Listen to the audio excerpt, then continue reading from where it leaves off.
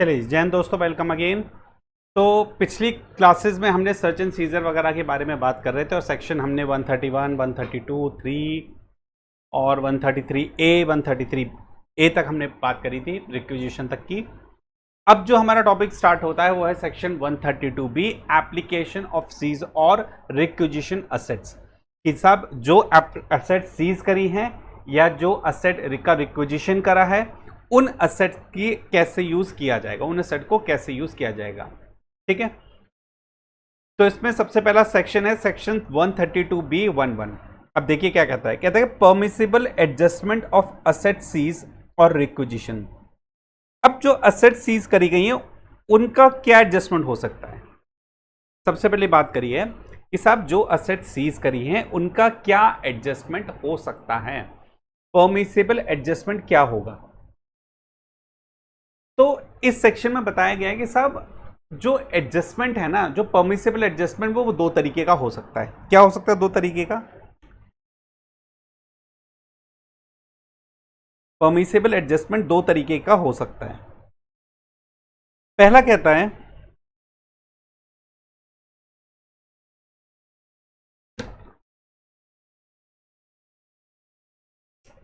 कि साहब उस असेट से जो एग्जिस्टिंग लायबिलिटी है, जो असेट सीज करी गई है, उस असेट को यूज करते हैं असेसी की एग्जिस्टिंग लायबिलिटी को पे करने के लिए। मान लीजिए सर्च के दौरान 10 करोड़ रुपए की असेट सीज करी गई और उस सर्च के दौरान पता चला जो असेसी की पिछले टैक्स वैक्स का जो पेमेंट अभी इसकी बाकी है वो 2.5 करोड़ की इसकी अभी पेमेंट वगैरह बाकी है जो उसको पे करनी थी। अभी अब जो असेसमेंट ईयर आता है, ये जो रिटर्न वगैरह फाइल करता, उसके अकॉर्डिंग में सेल्फ असेसमेंट टैक्स वगैरह पे करता, उसके हिसाब से उसको 2.5 करोड़ रुपए पे करने चाहिए थे। तो डिपार्टमेंट क्या करेगा, कहेगा कि सब जो 10 करोड़ की असेट सीज करी गई है ना, इसमें से हम ये एग्जिस्टिंग लायबिलिटी लेस कर देते हैं। 10 करोड़ में से 2.5 करोड़ की एग्जिस्टिंग लायबिलिटी को लेस कर देते हैं। तो उसकी जो 2.5 करोड़ की एग्जिस्टिंग लायबिलिटी है उसका जो टैक्स वगैरह पे करना था, तो क्या करेगा, सबसे पहले इस 10 करोड़ में से जो असेट सीज करी गई है या मनी जो सीज करा गया है उसमें से 2.5 करोड़ रुपए इसकी एग्जिस्टिंग लायबिलिटी को लेस कर देंगे, एग्जिस्टिंग लायबिलिटी पे कर देंगे। बाकी के बच्चे 7 करोड़, बाकी के बच्चे 7.5 करोड़, 7.5 करोड़, इसका क्या होगा, इसके हम यूज करेंगे कोई फ्यूचर में टैक्स लायबिलिटी होगी उसकी पेमेंट करने के लिए। भाई अगर जो असेट सीज करी गई है उसमें से सबसे पहले एग्जिस्टिंग लायबिलिटी लेस कर दी कि भाई जो अभी लायबिलिटी खड़ी है सबसे पहले उसको लेस कर दिया गया। 10 करोड़ सीज करा था, 2.5 करोड़ एग्जिस्टिंग लायबिलिटी पे कर दी। बाकी के जो 7.5 करोड़ बचे हैं उससे क्या होगा, उससे फ्यूचर की टैक्स लायबिलिटी पे करी जाएगी। अब फ्यूचर की टैक्स लायबिलिटी कौन सी है, सर्च चल रही है, सर्च जब खत्म होगी, जब असेसमेंट होगा या जब रीअसेसमेंट होगा या जब रिकम्पिटेशन होगा, तब पता चलेगा फ्यूचर की लायबिलिटी इसकी क्या है, क्या इसको एडिशनल टैक्स इंटरेस्ट पेनल्टी वगैरह पे करना है। तो इसका मतलब ये हुआ कि जो असेट सीज करी जाती है उसका यूज दो तरीके से होता है। पहला यूज होता है एग्जिस्टिंग लायबिलिटी पे करने के लिए और दूसरा यूज होता है कि amount of liability determine on completion of assessment, reassessment, recomputation pursuant to search including penalty और interest payable in connection therewith. कि पहले तो उससे एग्जिस्टिंग लायबिलिटी पे कर दो, उसके बाद जो पैसा बचता है उसको फ्यूचर लायबिलिटी पे करनी होगी। जब और वो फ्यूचर लायबिलिटी कब डिटरमाइन होगी, जब असेसमेंट या रीअसेसमेंट या रिकम्पिटेशन का कंप्लीशन पूरा हो जाएगा, तभी तो पता चलेगा कितना इंटरेस्ट है, कितनी पेनल्टी है, कितना टैक्स वगैरह ड्यू है। इस पॉइंट में एक जो छोटी सी अमेंडमेंट थी, वो अमेंडमेंट ये थी कि existing liability under income tax act के साथ साथ 1/10/2024 से ब्लैक मनी एक्ट के दौरान, ब्लैक मनी एक्ट में भी जो अगर कोई लायबिलिटी है उस लायबिलिटी को भी पहले पे करा जाएगा। इसका मतलब सीज असेट में पहले existing liability under income tax act पे करी जाएगी। इसके अलावा अगर कोई ब्लैक मनी एक्ट में अगर कोई लायबिलिटी हो फिर उसको पे करा जाएगा, उसके बाद फ्यूचर लायबिलिटी। अच्छा, अब इसमें एक बात समझने वाली ये है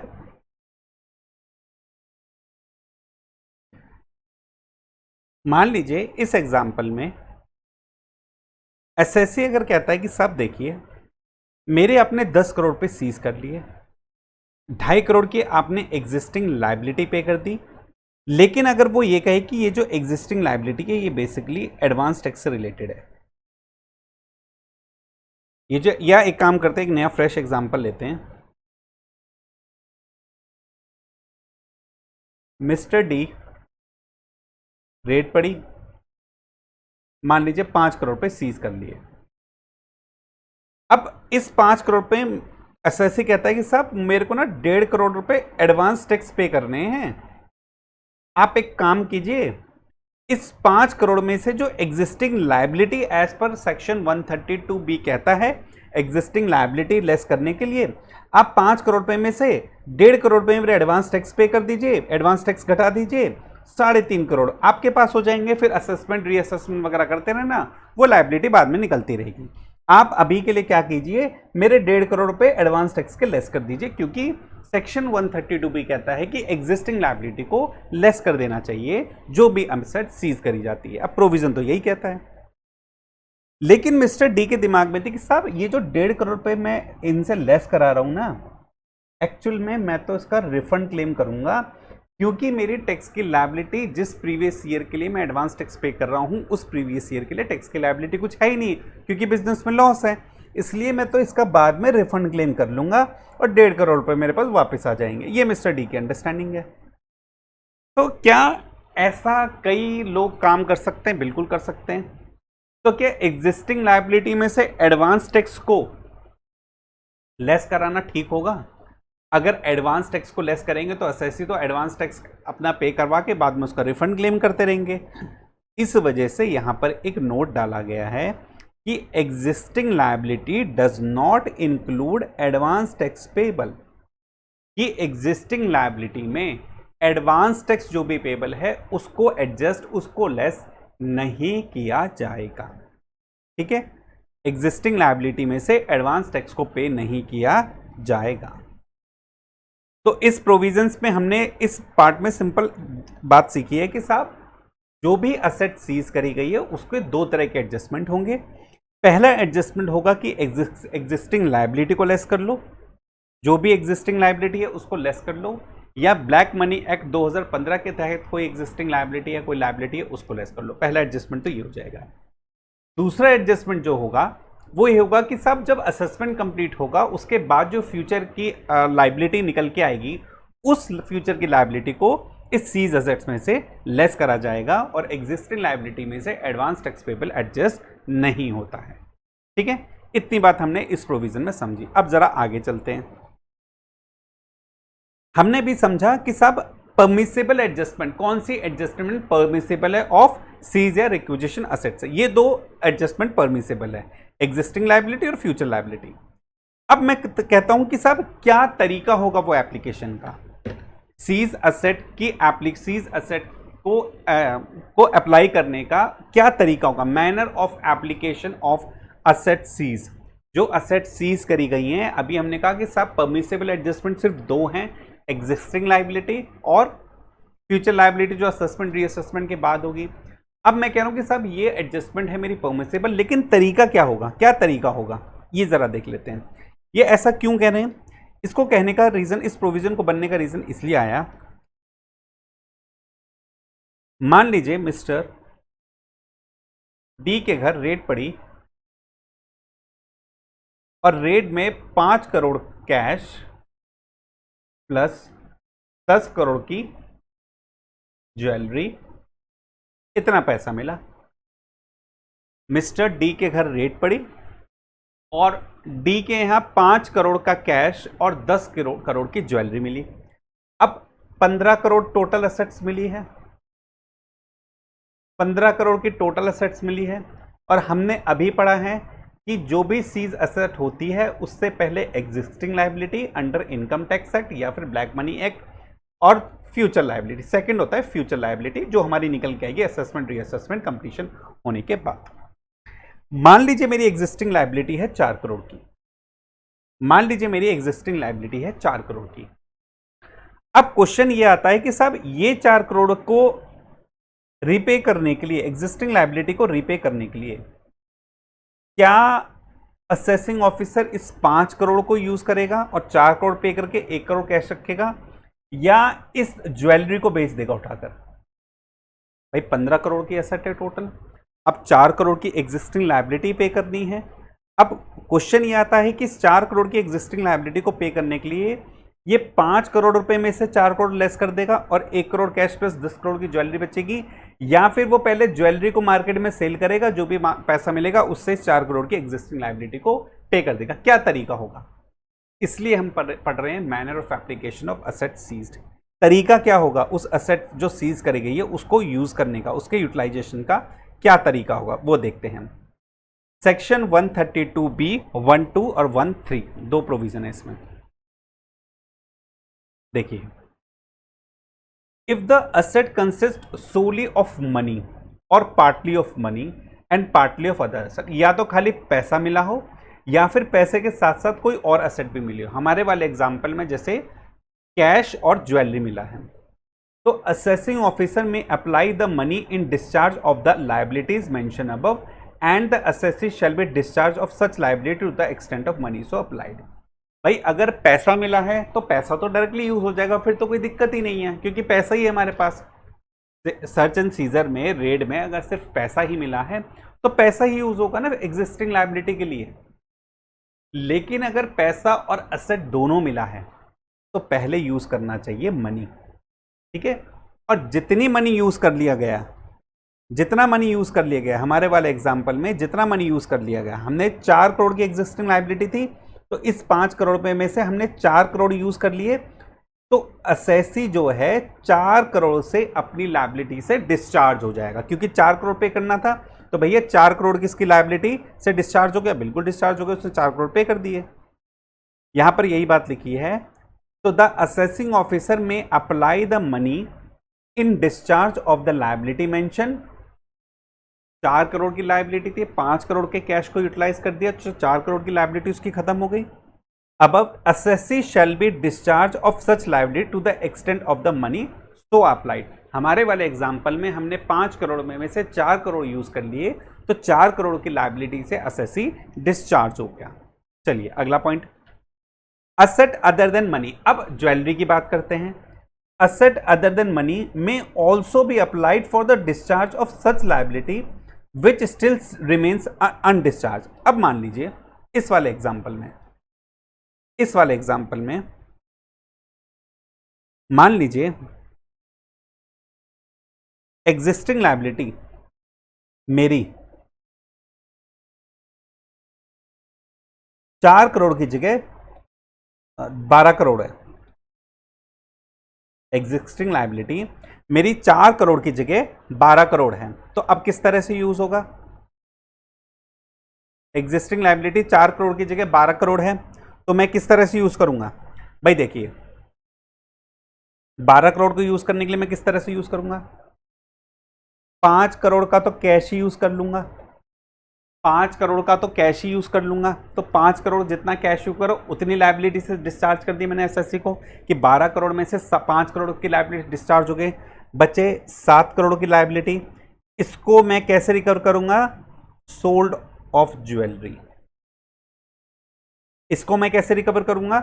सोल्ड ऑफ ज्वेलरी। भाई 15 करोड़ मुझे रेड में मिले, डिपार्टमेंट को 15 करोड़ रेड में मिले, 12 करोड़ की लायबिलिटी निकल के आई उनकी, 5 करोड़ कैश का यूटिलाइज कर लिया, उसके बाद भी 7 करोड़ की लायबिलिटी बची है। 7 करोड़ की लायबिलिटी यूटिलाइज करने कैसे रिकवर करेंगे? ज्वेलरी को सेल करने से जो पैसा मिलेगा उससे बाकी की लायबिलिटी को पूरा करा जाएगा। तो यहां पे देखिए क्या लिखा हुआ है कि the asset other than money में also be applied. Asset other than money मतलब हमारे केस में ज्वेलरी में also be applied for the discharge of such liability which still remain undischarged. बिल्कुल सही बात है। For this purpose such asset shall be deem to be under distraint. ये क्या मतलब है? अंडर डिस्ट्रेंट मतलब एक तरह से ऐसी असेट को सीज ही माना जा रहा है, अटैच सीजर ही माना जा रहा है, लेकिन इस असेट पे राइट टू सेल का है ताकि जो भी लायबिलिटी है उसको पे ऑफ किया जा सके। ऐसा कोई राइट, ऐसी असेट पे वो राइट जिसको बेच के लायबिलिटी को पे किया जा सके या रिकवरी करी जाए, ऐसी एसेट जिसको बेच के रिकवरी की जाए, that is called such asset shall be deemed to be under distraint, जिसे बेचकर रिकवरी की जा सकती है। As if such distraint was affected by assessing officer या फिर टैक्स रिकवरी ऑफिसर, लेकिन ऐसी असेट को बेचने से पहले आपको ऑथराइजेशन लेना पड़ेगा, किससे? Principal chief commissioner of income tax या चीफ कमिश्नर या प्रिंसिपल कमिश्नर या फिर कमिश्नर अंडर सेक्शन 226(5). अब बड़ा सिंपल सा हो गया है। मान लीजिए अगर आपके पास खाली कैश ही रेट में मिला तो कैश से लायबिलिटी चुका दीजिए, बात ही खत्म हो गई। मान लीजिए रेट में कैश, ज्वेलरी और भी एसेट मिली तो सबसे पहले कैश को यूटिलाइज कर लिया, बाकी जो पैसा बचा उससे बाकी की लायबिलिटी पूरा करना पड़ेगा।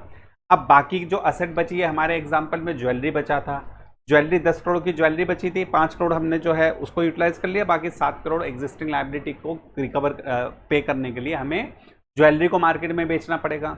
अब ज्वेलरी को बेचने के लिए मतलब ज्वेलरी अंडर डिस्टेंट है, मतलब उस पर राइट है उसको बेच के रिकवरी करने का, लेकिन ज्वेलरी को बेचने से पहले ऑथराइजेशन लेना पड़ेगा, किससे? प्रिंसिपल चीफ कमिश्नर से या चीफ कमिश्नर से, प्रिंसिपल कमिश्नर से या फिर कमिश्नर से। सेक्शन 222(6) के तहत ऑथराइजेशन ले लो, उसको सेल कर दो, जो पैसा है उससे रिकवरी कर लो। अच्छा, उसके बाद क्या ऐसा हो सकता है कि रिकवरी ज्यादा हो गई, रिकवरी ज्यादा हो गई या कम हो गई, जो भी रहा, अब हमने ज्वेलरी को सेल करना है। मान लीजिए 10 करोड़ की ज्वेलरी बिक गई आपकी 9.5 करोड़ में, सेल हो गई, 9.5 करोड़ में ज्वेलरी सेल हो गई। तो हमने 5 करोड़ तो कैश से हमने एडजस्ट कर दिया था, 7 करोड़ हमने यहां पर भी एडजस्ट हो जाएगा क्योंकि 9.5 करोड़ पे मिल गए ज्वेलरी बेच के। अब जो एक्सेस बचा है 2.5 करोड़ रुपए, इसका क्या करा जाए? भाई सिंपल एग्जांपल है ना, 12 करोड़ की एग्जिस्टिंग लायबिलिटी, 5 फिर से बता देता हूं, 5 करोड़ का कैश मिला था, 10 करोड़ की ज्वेलरी मिली थी। इस वाले एग्जाम्पल में 12 करोड़ की लायबिलिटी निकल के आई थी, जिसमें हमने 5 करोड़ कैश यूज कर लिया, बाकी बची हमारी 7 करोड़ की लायबिलिटी।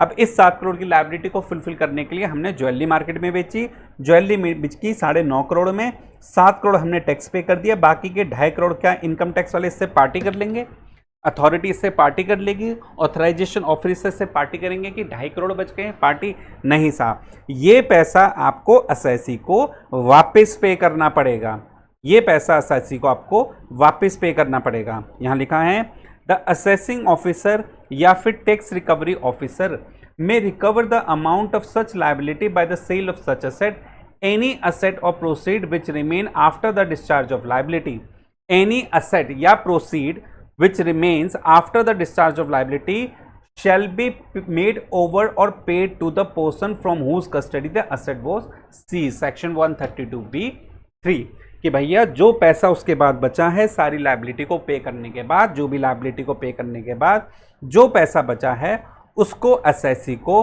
वापस देना पड़ेगा, उसको असेसी को वापस देना पड़ेगा। अच्छा, अब हम यहां पे बात कर रहे हैं एग्जिस्टिंग लायबिलिटी की, लेकिन क्या सिर्फ एग्जिस्टिंग लायबिलिटी की बात करनी है या फ्यूचर लायबिलिटी की बात करनी है? साहब असेट जब सीज होती है तो अब उन असेट से हमने पहले एग्जिस्टिंग लायबिलिटी पे कर दी है, लेकिन हमें फ्यूचर लायबिलिटी भी तो देखना है। हो सकता है असेट एग्जिस्टिंग लायबिलिटी मेरी 4 करोड़ की थी, मैंने सारी की सारी पे कर दी, लेकिन फ्यूचर लायबिलिटी मेरी 8 या 10 करोड़ की खड़ी हुई है, तो हमें तो इन दोनों को ही कंसीडर करना पड़ेगा, existing liability plus future liability. लेकिन पहले पे करा जाएगा एग्जिस्टिंग लायबिलिटी, उसके बाद रिकवरी करी जाएगी फ्यूचर लायबिलिटी के लिए। ठीक है, ये मेरा सीक्वेंस रहेगा, लेकिन हमें कंसीडर तो दोनों को ही करना पड़ेगा। अच्छा जी, इसके बाद एक प्रोवाइजो है। प्रोवाइजो क्या है? देखिए, प्रोवाइजो ये कहता है कि जब असेट सीज करी जाती है, जब असेट सीज करी जाती है तो क्या असेसी असेसिंग ऑफिसर को एप्लीकेशन देकर असेट वापस मांगने की एप्लीकेशन दे सकता है? ऐसी कुछ बात करेगा ये प्रोवाइजो टू सेक्शन 132(b)(1)(2) और 132(b)(4) कहता है कि where the person concern make an application to the assessing officer within 30 days from the end of the month in which the asset was seized। जब जिस पर्सन की asset को seize करा गया है, ध्यान से सुनिए, जिस पर्सन की असेट को सीज करा गया है, अगर वो पर्सन असेसिंग ऑफिसर को एप्लीकेशन लिखता है। कब एप्लीकेशन लिखता है? सर्च कंप्लीट, जिस महीने सर्च कंप्लीट हुई है, from the end of the month, जिस महीने असेट सीज हुई है उस महीने के एंड से 30 दिन के अंदर जिस पर्सन की असेट सीज हुई है, अगर वो असेसिंग ऑफिसर को एक एप्लीकेशन लिखता है, चिट्ठी लिखता है, कब लिखता है? जिस महीने उसकी असेट सीज हुई है उस महीने के एंड होने के 30 दिन के अंदर अंदर क्या एप्लीकेशन लिखता है कि भैया मेरी असेट को रिलीज कर दो, क्योंकि मैं आपको सारे के सारे रीजन बता रहा हूं, explain the nature and source of acquisition of seize asset to the satisfaction of the assessing officer. देखिए कई बार क्या होता है, काफी बार ऐसा होता है रेड के दौरान असेसिंग ऑफिसर या ऑथराइजिंग ऑफिसर जो होते हैं वो सुनते ही नहीं है किसी की। उन्हें जो भी मटेरियल मिलेगा वो सब उठाकर ले जाएंगे, सब उठाकर सीज कर देंगे, सब कब्जे में ले लेंगे। उसके बाद अगर कोई एक्सप्लेन सोर्स है, अगर कोई आपको लगता है कि भाई उस टाइम आप एक्सप्लेन नहीं कर पाए असेसिंग ऑफिसर को, या जो भी आपके रेड डालने वाले ऑफिसर आए थे आप उनको एक्सप्लेन नहीं कर पाए, लेकिन आपकी कोई असेट गलत तरीके से सीज हो गई है, ये तो पूरी एक्सप्लेन थी, तो आप असेसिंग ऑफिसर को एप्लीकेशन दो कि भैया ये असेट जो आपने सीज करी है ना, देखिए मैंने इसको यहाँ खरीदा था, ये बुक्स ऑफ अकाउंट में इसकी एंट्री भी हो रही है, सारे मेरा वाइट काम है, इसमें कुछ ब्लैक चीज नहीं है, कृपया करके मेरी असेट को वापस कर दीजिए। लेकिन ऐसी एप्लीकेशन करने का टाइम लिमिट क्या है? जिस महीने असेट सीज करी है ऑफिसर ने उस महीने के एंड, मान लीजिए 15 जुलाई को असेट सीज हुई है तो 31 जुलाई एंड हो गया, 31 जुलाई के 30 दिन मतलब 30 जून के अंदर अंदर उसको एप्लीकेशन देनी होगी असेसिंग ऑफिसर को। ठीक बात है। अच्छा, अब मान लीजिए किसी पर्सन ने जिसकी असेट सीज हुई थी उसने एप्लीकेशन दे दी, टाइम के अंदर उसने एप्लीकेशन दे दी। अच्छा, टाइम लिमिट अगर निकल कर एप्लीकेशन नहीं दी फिर तो देखिए, फिर तो वापस मिलने से रही, फिर तो असेसिंग ऑफिसर के ऊपर जब असेसमेंट कर लेगा और उसको लगेगा भैया ये असेट इसकी गलत हमने सीज कर ली तो वापस देगा। लेकिन अगर आपने एप्लीकेशन टाइम पे कर दी है तो लॉ ने कुछ टाइम लिमिट बताई है कि साहब अगर एसएससी ने एप्लीकेशन दे दी कि भैया उसकी असेट गलत तरीके से सीज करी गई है तो असेसिंग ऑफिसर की ये ड्यूटी बनती है उसकी असेट को वापस कर दे, अगर उसे लगता है कि भैया गलत तरीके से सीज हो गई, अगर उसे लगता है कि भैया गलत सीज हो गई तो उसकी असेट को वापस कर दे। उसके लिए भी टाइम लिमिट दी गई है, कितने टाइम लिमिट के अंदर उसको वापस करना है। कहता है कि then such asset required to be release, such asset are required to be release, ऐसी असेट को छोड़ना पड़ेगा कितने पीरियड में? 120 दिन के अंदर। कब से?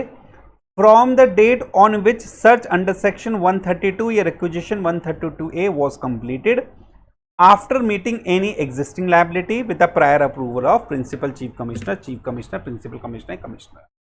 भैया सर्च कंप्लीट होने के, from the date on which search was completed, search जिस दिन कंप्लीट हुई है, from the date on which search was completed, जिस दिन सर्च कंप्लीट हुई है उस दिन से 120 दिन और ले लीजिए।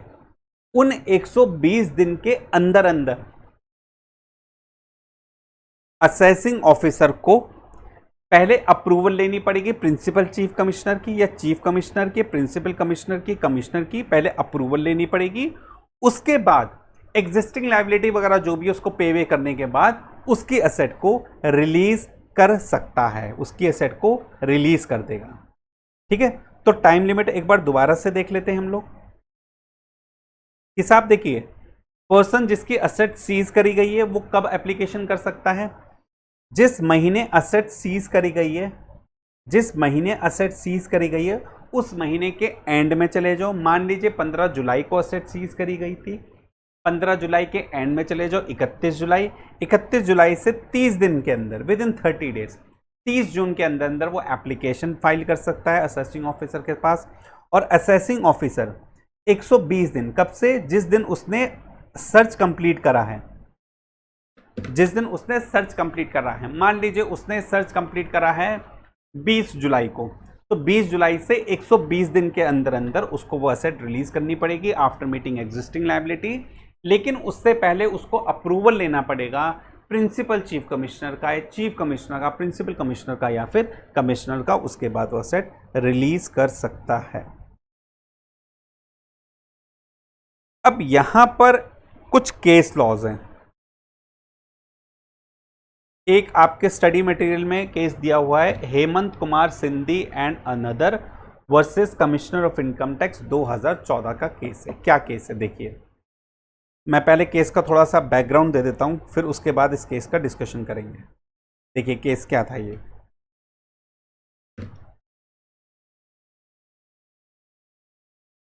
देखिए केस के बैकग्राउंड क्या थे। केस है mister Hemant Kumar Sindhi versus commissioner of income tax Allahabad high court का। हुआ यूं कि मिस्टर हेमंत जी के यहाँ सर्च हुई, उनके बिजनेस प्लस रेजिडेंशियल प्रीमाइसेस पे ऑन 5/12/2013 को। 5 दिसंबर 2013 को हेमंत कुमार सिंधी जी के यहाँ सर्च हुई। सर्च के दौरान कुछ गोल्ड बार्स मिले और लगभग कुछ कैश मिला, जो कि उन्होंने खुद ही डिस्क्लोज कर दिया कि साहब मेरे पास कुछ अनडिस्क्लोज इनकम है जिसे मैंने नहीं दिखाया था। करीब 12 करोड़ रुपए के आसपास का कैश मिला। गोल्ड बार्स की जो वैल्यू थी वो 6 केजी थी और उनकी वैल्यू लगभग थी 1.81 करोड़ की, जो कि एक लॉकर से मिली डिपार्टमेंट को। ठीक है, तो हेमंत जी के यहाँ सर्च हुई, बिजनेस प्रीमाइसेस और रेजिडेंशियल प्रीमाइसेस दोनों के यहाँ सर्च चली 5 दिसंबर 2012 को। गोल्ड बार्स मिले 6 किलो था, जिनका वजन 1.81 करोड़ का, और कुछ कैश था जो उन्होंने खुद वॉलंटरी डिस्क्लोज कर दिया 12 करोड़ के आसपास का। आगे बात यूं ही 14/12/2013 को हेमंत जी ने असेसिंग ऑफिसर को एक एप्लीकेशन लिखी और उस एप्लीकेशन में कहा कि साहब आप ना एक काम कीजिए, गोल्ड बार्स को ना सेल कर दीजिए। आप एक काम कीजिए, गोल्ड बार्स को सेल कर दीजिए और उससे जो भी प्रोसीड्स आएगी उसको मेरी टैक्स लायबिलिटी के अकॉर्डिंग के अगेंस्ट में एडजस्ट कर देना। 14 दिसंबर 2012 को हेमंत जी असेसिंग ऑफिसर के पास पहुंचे, पेटिशनर असेसिंग ऑफिसर के पास पहुंचा। उसने बोला कि साहब एक काम कीजिए, आप इस गोल्ड बार को सेल कर दीजिए और जो भी प्रोसीड्स आएगी, जो भी इससे पैसा मिलेगा, उससे आप मेरी टैक्स लायबिलिटी को पे कर दीजिएगा। ऐसा क्यों कहा पेटिशनर ने, ऐसा क्यों कहा हेमंत जी ने, ऐसा क्यों कहा? क्योंकि गोल्ड बार की सेल जब हो जाएगी टैक्स लायबिलिटी की, वो पे करना चाह रहे थे, ताकि वो चाह रहे थे क्योंकि जब असेसमेंट होने के बाद टैक्स लायबिलिटी की पे होगा, टैक्स लायबिलिटी बनेगी, तो 234B और 234C का इंटरेस्ट भी तो पे करना पड़ेगा। लेकिन वो इसी इंटरेस्ट से बचने के लिए कह रहे थे कि भैया आप एक काम कीजिए, आप अभी मेरी टैक्स लायबिलिटी पे कर दीजिए, गोल्ड बार वगैरह सब उठा के बेच दो, जो पैसा आ रहा है उससे मेरी टैक्स लायबिलिटी हो। उनके दिमाग में था ताकि मैं 234BC का इंटरेस्ट से बच सकूं। तब ऐसी एप्लीकेशन गई। असेसिंग ऑफिसर ने इनकी एप्लीकेशन को सिरे से नकार दिया। असेसिंग ऑफिसर ने इनकी एप्लीकेशन को सिरे से नकार दिया और असेसिंग ऑफिसर का कहना था कि साहब लायबिलिटी सिर्फ तभी डिटरमाइन करी जाएगी जब असेसमेंट का कंप्लीशन हो जाएगा। लायबिलिटी आपकी तभी डिटरमाइन हो पाएगी जब असेसमेंट का कंप्लीशन हो जाएगा। असेसमेंट के कंप्लीशन के बाद हम देखेंगे कितनी आपकी लायबिलिटी निकल के आ रही है, उसके अकॉर्डिंगली ही हम असेट की सेल स्टार्ट करेंगे। इससे पहले असेट की सेल स्टार्ट नहीं की जाएगी, ना ही कोई आपके टैक्स की लायबिलिटी को पे किया जाएगा जब तक कंप्लीशन असेसमेंट कंप्लीट नहीं हो जाता है। अब केस में अगर आप देखेंगे इशू क्या था, इशू यही तो था कि साहब can the assessee's application for adjustment of tax liability on income surrender during search by sale of seized gold bar be entertained where assessment has not been completed। Assessment जहां complete नहीं हुआ है, क्या गोल्ड बार की cell करके tax liability की adjustment की जा सकती है? क्या कहा डिसीजन, देखिए कोर्ट ने क्या बोला, Consequent to search in the premises of the assessee, some gold bars was seized from the locker. Assessee voluntarily disclosed some income during the course of search. Assessee filed an application for sale of the gold bar and adjustment of tax liability on undisclosed income out of the sale proceeds. This would obviate, मतलब this would obviously his liability to pay, बचाएगी उसकी liability to pay interest under section 234 और 234C का. Section 132B1 use the expression amount of any existing liability and the amount of the liability determined. Word existing liability assume postulates मतलब assume a liability that is crystallized मतलब finalized by education मतलब decision. Existing liability मतलब वो liability जो assume करी जाएगी जो final हो चुकी है. लेकिन liability is determined only on likewise. लेकिन जो second वाला point था ना, liability जो determine करी जाएगी वो कब होगी? सिर्फ असेसमेंट के कंप्लीशन होने के बाद ही डिटरमाइन हो सकती है. जब तक असेसमेंट कंप्लीट नहीं होगा लायबिलिटी डिटरमाइन नहीं हो सकती. As per the first proviso to section 132B1, assessee may make an application to the assessing officer for release of assets seized. However, he has to explain the nature and source of acquisition of the asset to the satisfaction of the assessing officer. It is not the ipse dixit, मतलब assessee के कहने के ऊपर बात नहीं मानी जाएगी. Assessee के कहने से कोई फर्क नहीं पड़ता. It is not the ipse dixit, मतलब किसी के कहने का फर्क नहीं पड़ता. Of the assessee but the satisfaction of the assessing officer on the basis of the explanation tendered by the assessee which is material. Only when the liability is determined on the completion of assessment that would stand crystallized and in pursuit of which a demand can be raised and recovery can be initiated. मतलब जब तक assessment पूरा नहीं हो जाता तब तक किसी लायबिलिटी को डिटरमाइन नहीं किया जा, ना ही कोई रिकवरी रेज करी जाएगी. In the present case first proviso to section 132B1 would not be attracted. ठीक है, तो कोर्ट ने भी डिसीजन ये दिया कि साहब जब तक कंप्लीशन असेसमेंट कंप्लीट नहीं हुआ तब तक आप कैसे किसी लायबिलिटी को पे करने की बात. पहले असेसमेंट होने दो, इंटरेस्ट पेनल्टी लगने दो, उसके बाद लायबिलिटी डिटरमाइन करी जाएगी. जबकि एसएससी क्या करना चाह रहा था, पेटिशनर चाह रहा था सब लायबिलिटी पे कर दूं ताकि मैं 234BC के इंटरेस्ट से बच जाऊं.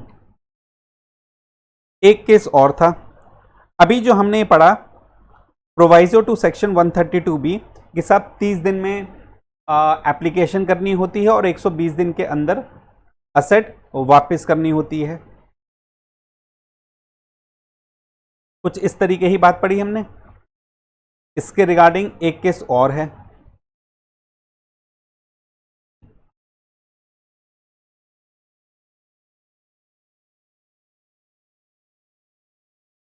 Hemant Kumar Scindia and other versus commissioner of income tax 2014. इस केस के बाद एक केस और है, इसी प्रोवाइजो के ऊपर है. वो भी देखिए केस क्या था.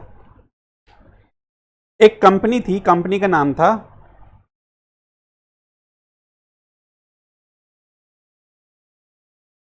कंपनी का नाम था मैसर्स वीर इंपैक्स. कंपनी बेसिकली क्या करती थी, डायमंड का बिजनेस करते थे. पॉलिशिंग वगैरह फाइनलाइज मतलब फिनिशिंग बनाते होते थे. रॉ मटेरियल रॉ डायमंड से उसको फिनिश प्रोडक्ट में कन्वर्ट करते थे. तो वीर इंपैक्स बेसिकली डायमंड का काम करते थे. वीर इंपैक्स ने आकाश डायमंड्स प्राइवेट लिमिटेड को डायमंड को सेल करे. वैल्यू थी 92,09,550 कुछ इस अमाउंट का. वीर इंपैक्स ने आकाश डायमंड प्राइवेट लिमिटेड को डायमंड का सेल करा. ठीक बात है. और ये सेल करा था 2 जुलाई 2019 को. 2 जुलाई 2019 को जो इनवॉइस डेट थी वो 2 जुलाई 2019 की इनवॉइस डेट थी. ठीक बात है.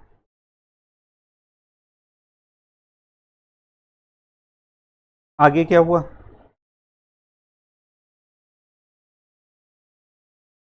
आठ अगस्त 2019 को आकाश डायमंड के यहाँ 132 में सर्च स्टार्ट हो गई. सर्च एंड सीजर हो गया. सर्च एंड सीजर स्टार्ट हो गया 8 अगस्त 2019 को आकाश डायमंड प्राइवेट लिमिटेड के यहाँ. जिस टाइम ये सर्च चल रहा था उस टाइम आकाश डायमंड प्राइवेट लिमिटेड के यहाँ मैसर्स वीज इम्पैक्ट्स का एक एम्प्लॉय का नाम था शायद कुछ पारिन सेठ करके एक एम्प्लॉय, जो कि एम्प्लॉय था वीर इम्पैक्ट का, आकाश डायमंड के यहाँ बैठा हुआ था।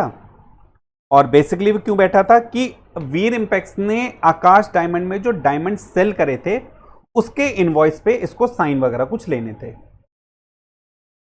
इनवॉइस पे साइन लेने थे, या हो सकता है डिलीवरी वगैरह देने आया था वो। और सर्च के दौरान एक अजीब बात ये हुई, सर्च के दौरान जब टैक्स डिपार्टमेंट ने आकाश डायमंड प्राइवेट लिमिटेड पे सर्च करी तो पारिन सेठ के कब्जे से वो डायमंड्स भी उन्होंने सीज कर लिए। कौन से डायमंड से? जो कि वीर इम्पैक्ट्स ने आकाश डायमंड को भेजे थे, हो सकता है पारिन सेठ डिलीवरी करने आया था, 2 जुलाई को सेल करी थी, उसके डिलीवरी करने आया था और इनवॉइस पे साइन वगैरह लेने आया था। ठीक है, जब सर्च हुआ तो पारिन सेठ के पास से अथॉरिटी ने ये डायमंड जो है सीज कर लिए, प्लस उस पे इनवॉइस भी मिला, जिस इनवॉइस के थ्रू वीर इम्पैक्ट्स ने आकाश डायमंड को डायमंड के सेल करी थी। ये सब सीज कर लिए गए। अब बात ये हुई, देखिए अब ये जितना भी डायमंड था एक्सप्लेन था, वीर इम्पैक्ट्स ने डायमंड की सेल करी थी, इसका इनवॉइस भी था, आकाश के यहाँ उसका एम्प्लॉय बैठा था, डिलीवरी देने आया था, उसके पास इनवॉइस था, सब कुछ डॉक्यूमेंट अवेलेबल थे, लेकिन फिर भी डिपार्टमेंट ने इसको सीज कर लिया गया। ठीक बात है। एप्लीकेशन दी गई डिपार्टमेंट को 6 सितंबर 2019 को फर्स्ट एप्लीकेशन दी गई। हमने पढ़ा ना प्रोवाइजो में कि साहब जब सर्च होती है उसके मंथ एंड से 30 दिन के अंदर एप्लीकेशन कर सकते हैं। 8 अगस्त को सर्च हुई, 8 अगस्त का एंड हुआ, 31 अगस्त के 30 दिन, 30 सितंबर पहली एप्लीकेशन, 6 सितंबर को दे दी गई। सितंबर में एप्लीकेशन में क्या बोला कि भैया हमारे डायमंड्स को रिलीज कर दो, डायमंड रिलीज कर दो। क्यों? हमारे पास सारी एक्सप्लेनेशन है, कहाँ से डायमंड आया, बिजनेस करते हैं, इनवॉइस है, अकाउंट्स में सब एंट्री चढ़ी हुई है, सारी बुक्स मेंटेन है, कोई दिक्कत नहीं है, डायमंड्स को रिलीज करो। डिपार्टमेंट ने अनसुना कर दिया, डायमंड रिलीज नहीं करा। 17 सितंबर 2019 को सेकेंड रिमाइंडर डाला गया, रिलीज डायमंड करो। डिपार्टमेंट ने फिर भी डायमंड रिलीज नहीं करा, डिपार्टमेंट ने फिर भी डायमंड को रिलीज नहीं करा।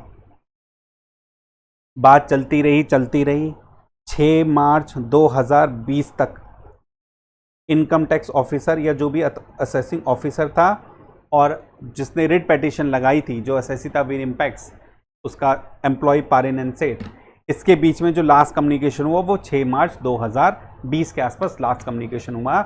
लेकिन साहब डिपार्टमेंट ने डायमंड रिलीज नहीं करे, जबकि डिपार्टमेंट को डायमंड कब तक रिलीज कर देने चाहिए थे? 120 दिन from the date of search, लेकिन डिपार्टमेंट ने डायमंड रिलीज नहीं करे। केस पहुंचा, गुजरात हाई कोर्ट का केस है, असेसी कोर्ट में पहुंच गया।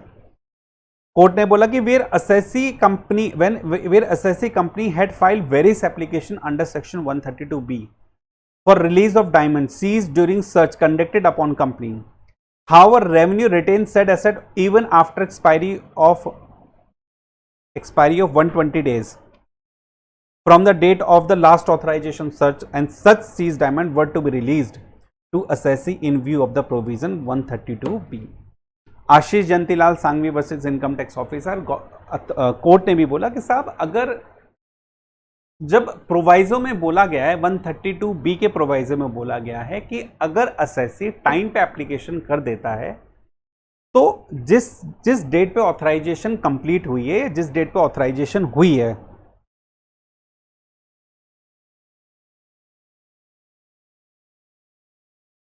ये ना search was completed from the last date of authorization was completed, जिस दिन सर्च कंप्लीट हुई है, from the date on which search was completed, उसके 120 दिन के अंदर अंदर आपको असेट रिलीज कर देनी चाहिए थी, लेकिन आपने फिर भी असेट रिलीज नहीं करी। तो भैया ऐसे नहीं चलेगा, आपको असेट रिलीज करनी पड़ेगी। और शायद कोर्ट ने ये भी बोला कि इस ऑर्डर पास होने के 4 हफ्ते के अंदर अंदर आपको असेट रिलीज करनी ही पड़ेगी। तो ये 2 केस थे, एक तो Hemant Kumar Sindhi and another versus commissioner of income tax, study material में है, और एक केस मैंने अलग से डाला है, 2022 का केस है ये शायद, Ashish Jayantilal Sanghvi versus ITO Gujarat high court, 2022 का केस है। तो ये भी एक तरह से आपके लिए इम्पॉर्टेंट केस ही है। हाँ 2022 का है, ये भी एक तरह से इम्पॉर्टेंट ही है। ठीक है, अब जो लास्ट बात है वो है इंटरेस्ट की। Entitle to interest on the amount of asset seize exceeds the liability. अब ये क्या बात है, चलिए देखते हैं। चलिए देखिए इंटरेस्ट की बात क्या है। Entitle to interest on the amount of asset seized exceeds the liability. देखिए मैंने जैसे आपको बताया था कि साहब जब सारी लाइबिलिटी पे आउट हो जाती है तो बाकी जो असेट बचती है उसको वापस करना होता है, वापस करना भी चाहिए एसएससी को। भाई जब उससे असेट सीज करी और सारी लाइबिलिटी वगैरह टैक्स लाइबिलिटी वगैरह पे कर दी तो पैसा जो बचा है या जो असेट बेचने के बाद जो पैसा बचा है उसको वापस करना चाहिए। अब कई बार डिपार्टमेंट इसमें बड़ी लापरवाही करता है, हिसाब वापस नहीं करता टाइम पे। तो लॉ ने कहा कि साहब देखिए आप अगर वापस नहीं करेंगे ना तो आपको इंटरेस्ट पे करना पड़ेगा, आपको 0.5% पर महीने का आपको इंटरेस्ट पे करना पड़ेगा, आधा % आपको इंटरेस्ट पे करना पड़ेगा, यानी 6% एनुअली आपको इंटरेस्ट पे करना पड़ेगा उस अमाउंट पे जो आपने वापस नहीं करी, और या उस अमाउंट पे जो आपको वापस करनी चाहिए थी लेकिन आपने वापस नहीं करी है। तो the assessee shall be entitled to simple interest at assessee shall be entitled to simple interest, compounded in simple interest, आधा % पर मंथ और पार्ट ऑफ द मंथ। इसका मतलब अगर एक दिन भी होगा, अगर अभी क्वेश्चन करेंगे क्लियर हो जाएगा। यहां पे कहता है आधा % पर मंथ। मान लीजिए किसी पर्टिकुलर डे का एक दिन भी अगर यूज हो गया, अभी जैसे क्वेश्चन फॉर एन एग्जांपल आपको मान लीजिए 30 जून तक आपको असेट वापस कर देनी चाहिए थी और असेट वापस करी 1 अगस्त को, तो जो इंटरेस्ट लगेगा ना वो जुलाई महीने का और अगस्त का पार्ट ऑफ द मंथ, अगर एक दिन भी हुआ उस महीने का तो उसको पूरा कंसीडर करना पड़ जाएगा। इसका मतलब आधा % जुलाई का और आधा % अगस्त का, दोनों महीने का इंटरेस्ट पे करना पड़ जाएगा। ठीक है, तो simple interest at the rate of आधा % पर मंथ और part of the month if the amount of asset seized exceeds the liability eventually for the period immediately following the expiry of 120 days। अच्छा, अब interest कब से देना है, कब तक देना है, ये भी डिपेंड करता है।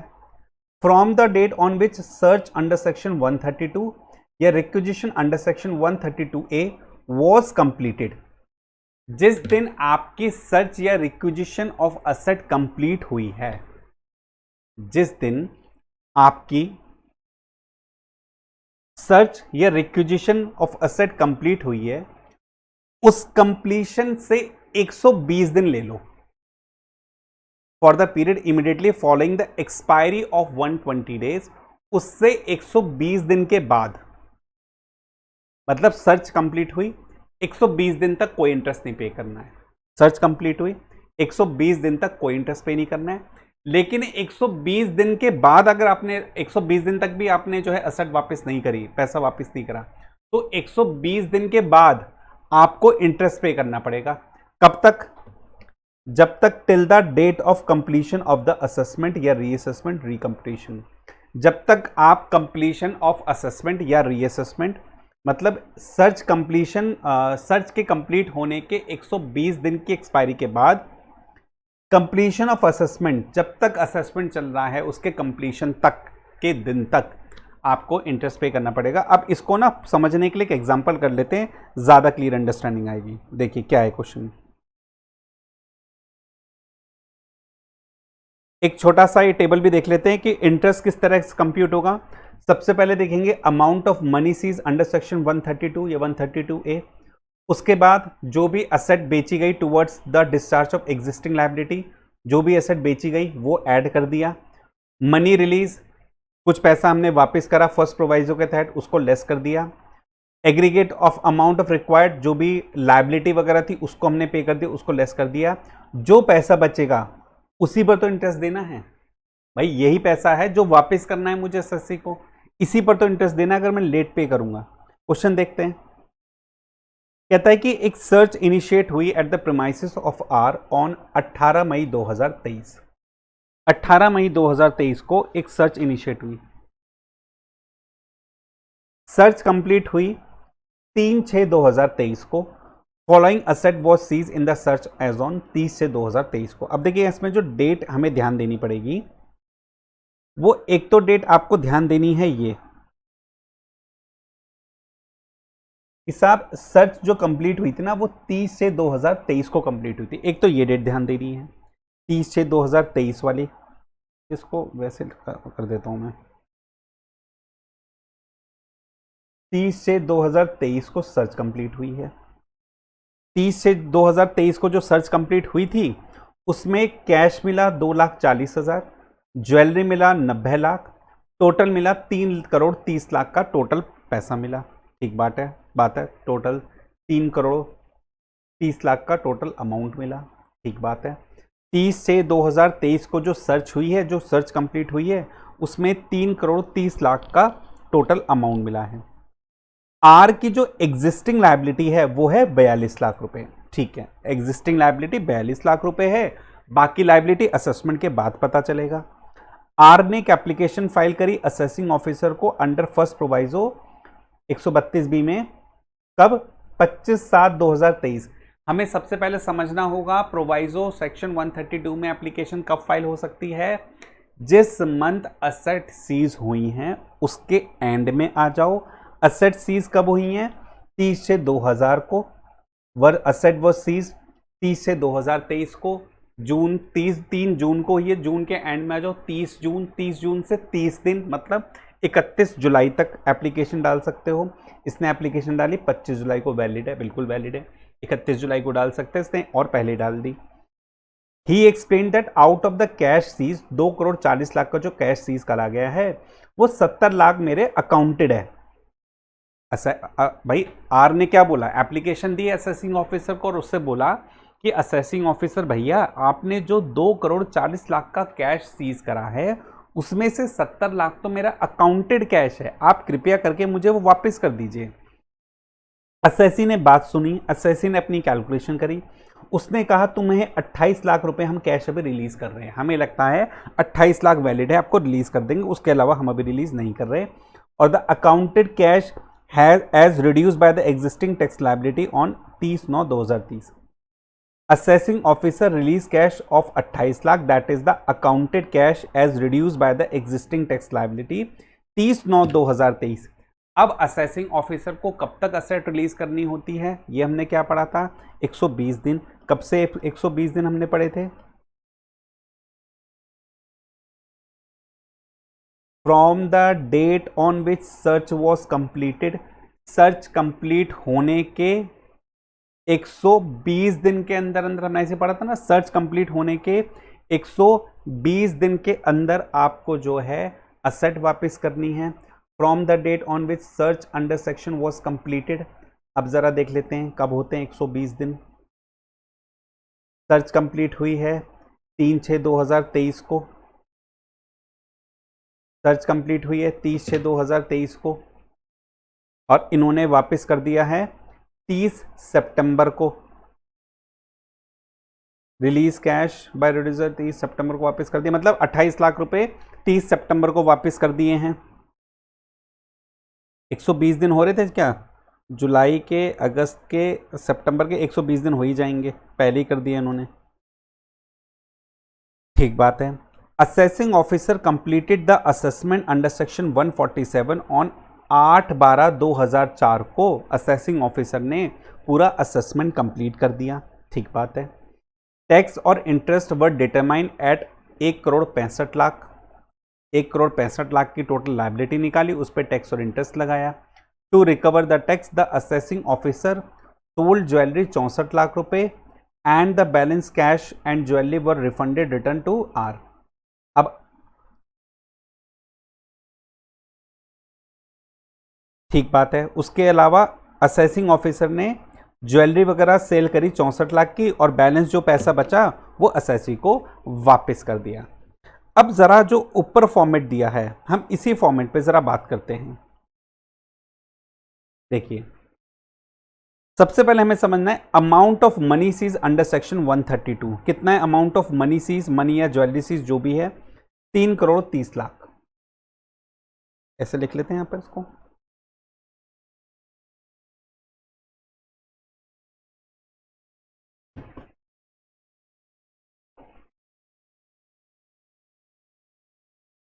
हाँ जी, amount of money seize under section 132, amount of money seize, money seized कितना है 2,40,00,000। 2,40,00,000 अमाउंट ऑफ मनी सीज्ड। उसके बाद कहता है proceeds of asset sold toward the discharge of existing liability. अब यहां पे हमने लिखा था ना, कितना कुछ पढ़ा था कि हमने कुछ असेट बेची है, 64,00,000 की हमने यहाँ पे ज्वेलरी बेची है, 64,00,000 की हमने यहाँ पर ज्वेलरी बेच दी, ठीक बात है। अमाउंट मनी हमने सीज कर दिया, 64,00,000 की हमने ज्वेलरी बेच दी। Money release under the first proviso, 28,00,000 रुपए हमने रिलीज करे थे फर्स्ट प्रोवाइजो में, 28,00,000 हमने रिलीज कर दिए थे फर्स्ट प्रोवाइजो में, हमने 28,00,000 रिलीज कर दिए। उसके बाद aggregate of the amount required to meet the liability referred. अब ये जो अमाउंट कितना था, कितनी लायबिलिटी हमने निकाली है, हमने निकाली है 1,65,00,000 की लायबिलिटी। तो यहाँ पे 1,65,00,000। अब बड़ा सिंपल सा हो गया, इसी फॉर्मेट में आना है कि हमने मनी सीज करा, कितना हमने मनी सीज करा था 2,40,00,000। असेट बेच के कितना पैसा आया 64,00,000, उसको ऐड कर दिया। जितना मनी रिलीज करा था 28,00,000 वापस कर दिया। उसके बाद कितनी लायबिलिटी हमने कितनी लायबिलिटी बची टैक्स की 1,65,00,000। अब इसके बाद जो पैसा बचेगा 2,40,00,000 प्लस 64,00,000 माइनस 28,00,000 माइनस 1,65,00,000, ये जो पैसा बचेगा ये एक्सिस फंड पर बचा है, किसके पास, डिपार्टमेंट के पास। ये मेरे पास एक्सेस पैसा बचा है डिपार्टमेंट के पास। अच्छा, इसमें एक चीज और हमारी रह गई है, हमने यहां पर एक चीज और पढ़ी थी, ये एक amount of required to meet the liability, ये हमारी निकली थी असेसमेंट के बाद की, और एक थी हमारी एग्जिस्टिंग लायबिलिटी 42,00,000 रुपए। ये तो मेरी असेसमेंट के बाद थी, और एक मेरी एग्जिस्टिंग लायबिलिटी थी 42,00,000 की। तो इसको ना हम ऐसे लिखते हैं,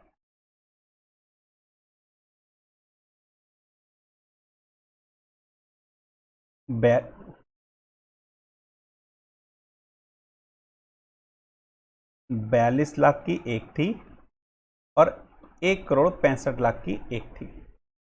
तो टोटल जो मेरी लायबिलिटी निकल के आ रही थी वो कितनी थी 2,07,00,000 करीब, 2,07,00,000। इसको ऐसे लिख लें 2,60,00,000 7,00,000।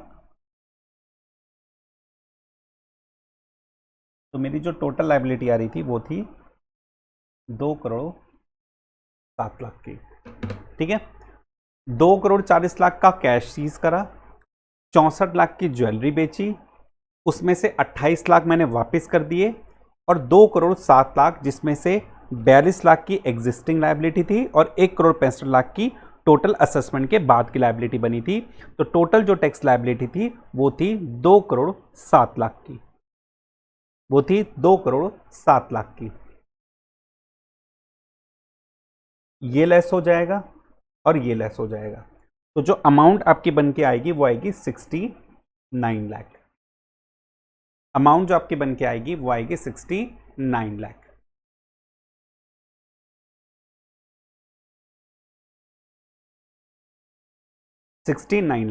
ये वो पैसा है जो इनकम टैक्स के पास अब एक्सेस पड़ा हुआ है। अब प्रोविजन कहता है कि भैया % का इंटरेस्ट देना है, कब से, असेसमेंट पूरा होने के 120 दिन के बाद से। इसका मतलब ये हुआ, ऐसा नहीं हुआ कि आज असेसमेंट हुआ और अगले दिन इंटरेस्ट देना शुरू कर दिया, नहीं साहब। असेसमेंट पूरा होने के 120 दिन तक, 120 दिन तक कोई इंटरेस्ट नहीं देना, 120 दिन के बाद से हमारा इंटरेस्ट शुरू होगा और डेट ऑफ कंप्लीशन तक इंटरेस्ट जाएगा। अब आप बताइए मुझे, डेट ऑफ कंप्लीशन क्या थी हमारे वाले एग्जांपल में, हमारा जो कंप्लीशन डेट थी असेसमेंट कंप्लीशन जो डेट थी वो क्या थी?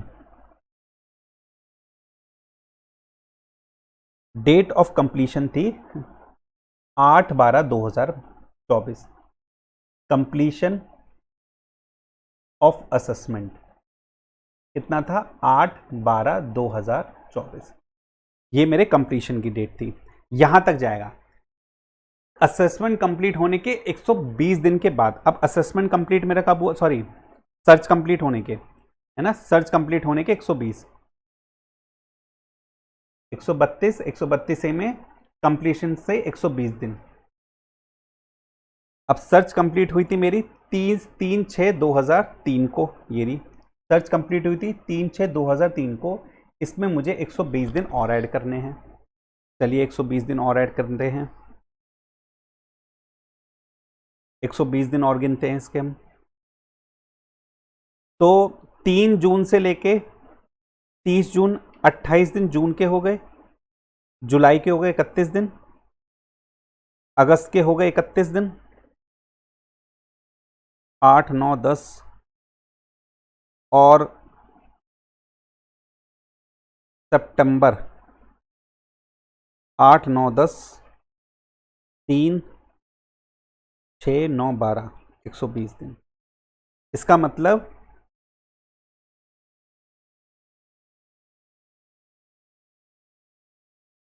3 जून 2023 से लेकर 30 सितंबर 2023, ये है मेरे कितने दिन? 120 दिन।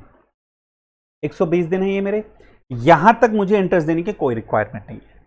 यहां तक अगर मैं 30 जून 2023 तक ये पैसा वापस कर दिया होता, 30 सितंबर, अगर मैंने 30 सितंबर 2023 तक ये पैसा वापस कर दिया होता तो मुझे इंटरेस्ट की कोई दिक्कत नहीं थी।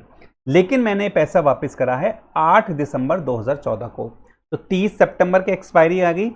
इसका मतलब 1 अक्टूबर 2023 से लेकर 8 दिसंबर 2024, अक्टूबर नवंबर दिसंबर, सॉरी अक्टूबर नवंबर, 2 महीने तो मेरे 2023 के हो गए, 2023 के हो गए, प्लस 12 महीने ऑफ 2024 के हो गए। ये 8 दिसंबर 2024 है, 1 अक्टूबर 2023 है, तो 12, एक सेकेंड, सॉरी, अक्टूबर नवंबर दिसंबर 3 महीने होंगे ना 2023 के, 3 महीने हो गए 2023 के और 12 महीने हो गए 2024 के। तो टोटल कितने महीने हो गए? 15 महीने हो गए। टोटल मेरे कितने महीने हो गए? 15 मंथ, 15 मंथ्स। भाई 8 दिसंबर 2024 तक लेना था। हमने क्या पढ़ा था? हमने यही तो पढ़ा है कि जिस आपके असेसमेंट कंप्लीट होने के, सॉरी सर्च कंप्लीट होने के 120 दिन के बाद, हमारी सर्च कंप्लीट हुई 3 जून 2023 को, 120 दिन होते हैं 30 सितंबर 2023 को। अब 30 सितंबर 2023 के बाद से मेरा इंटरेस्ट शुरू होगा। कितने दिन, कब तक होगा? जब तक असेसमेंट पूरा नहीं होता, और असेसमेंट पूरा हुआ है 8 दिसंबर 2024 को। तो इसका मतलब 1 अक्टूबर 2023 से लेकर 8 दिसंबर 2024 तक का मुझे इंटरेस्ट पे करना पड़ेगा। टोटल मेरे हो गए 15 महीने, तो 69 लाख 0.5% पर मंथ, ये पर मंथ है, इंटू 15 मंथ्स, तो समथिंग मेरी अमाउंट आएगी ये 5,17,500,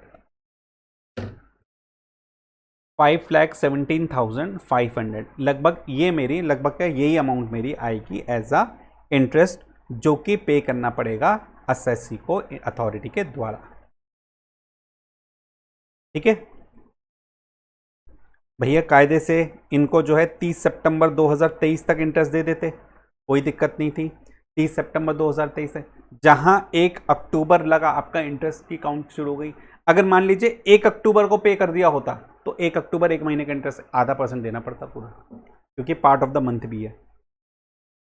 तो 1 अक्टूबर 2023 से लेके 8 दिसंबर 2024 तक के 15 महीने, तो 15 महीने के हिसाब से 69 लाख इंटू 0.5% इंटू 15, 5,17,500 ये मेरा आएगा इंटरेस्ट की अमाउंट।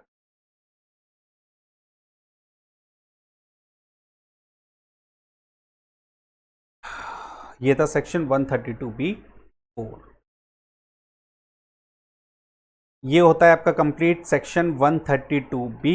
इसमें हमने 2 केस पढ़े। एक केस पढ़ा Hemant Kumar Sindhi and another versus commissioner of income tax, जहां पे हमने देखा कि भाई अगर जब तक असेसमेंट नहीं कंप्लीट होती तब तक किसी तरह की लायबिलिटी को पे नहीं किया जाएगा। असेसी यहाँ पर सिर्फ इसलिए करना चाहता था ताकि वो अपना 234(B)और(C) का इंटरेस्ट बचा सके, लेकिन कोर्ट ने भी मना कर दिया साहब ऐसी एडजस्टमेंट नहीं मानी जा होती है जब तक असेसमेंट पूरा नहीं होता। दूसरा हमने पढ़ा आशीष जयंतीलाल सांघवी। इसमें गुजरात कोर्ट ने बोला कि साहब जब रिमाइंडर दे रहा है एसआईसी इनकम टैक्स डिपार्टमेंट को, क्यों नहीं उनके असेट वापस कर रहे हो।